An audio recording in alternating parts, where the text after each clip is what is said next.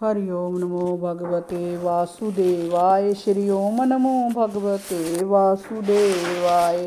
टोका और कहा कि जय गाय उसकी है। इस पर उसने कहा कि जय गाय उसे राजा ने दान में दी है, अतः जय गाय मेरी है। इस बात पर दोनों झगड़ा करते हुए मेरे पास आए। उन दोनों की बात सुनकर मुझे अपनी भूल का एहसास हुआ। मैंने गाय दान लेने वाले ब्राह्मण के से कहा कि इस गाय के बदले में वह उसे कई गौएं देने को तैयार है, वह उस गाय को लौटा दे।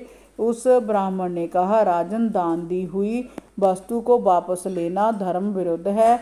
इसके बदले में यदि आप मुझे 1,00,000 गौएं भी दें तो भी लालच वश मैं उसे नहीं ले सकता। तब मैंने गाय के असली स्वामी से कहा, उस गाय के बदले में मैं उसे 1,00,000 गौएं देने को तैयार हूँ। इस पर गाय के असली मालिक ने कहा, राजन, आपने चाहे अनजाने में ही मेरी गाय को दूसरे ब्राह्मण को दान कर दिया, परंतु जय आपकी चोरी कहलाएगी। चोरी की गई वस्तु का दान करना महापाप कहलाता है। अब आप चाहें मुझे 1,00,000 2,00,000 कितनी भी गौएं दे, पर मेरे मन से जय भाव नहीं जा पाएगा कि आपने मेरी गाय को चोरी करके दूसरे को दान कर दिया है।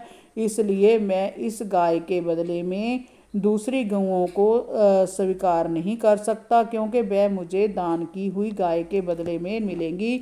जय मेरे लिए अधर्म की बात होगी कि मैं उन्हें स्वीकार करूं। परीक्षित, राजा नृग बड़े धर्म संकट में पड़ गया था। उसने दोनों ब्राह्मणों को समझाने की कोशिश की, परंतु कोई भी धर्म विरुद्ध आचरण करने को तैयार नहीं था। गाय का असली स्वामी बिना कुछ लिए चला गया। जिसे गाय दान में दी गई थी, वह भी जय कहकर के चोरी की वस्तु का दान लेना अपमान है, वह भी गाय को वहीं छोड़कर चला गया। राजा नृग बोला, देवादिदेव जगदीश्वर, इसके बाद आयु समाप्त होने पर जब जमराज के दूत मुझे जमपुरी ले गए तो धर्मराज जम ने मुझसे पूछा, राजन, तुम पहले अपने पाप का फल भोगना चाहते हो या पुण्य का? तुम्हारे दान और धर्म के फलस्वरूप तुम्हें तेजस्वी लोक प्राप्त होने वाला है। तब मैंने धर्मराज से पहले पाप का फल भोगने की इच्छा व्यक्त की। उन्होंने कहा, तुम गिर जाओ। उनके ऐसा कहते ही मैं गिरने लगा।